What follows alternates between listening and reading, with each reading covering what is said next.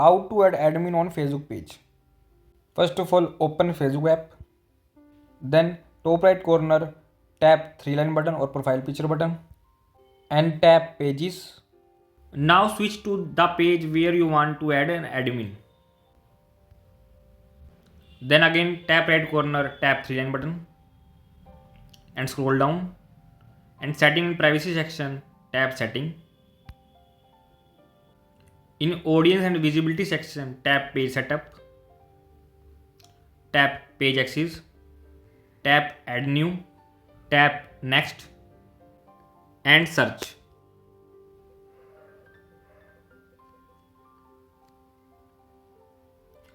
I am adding this just for example. You can add the person you want to add become an admin.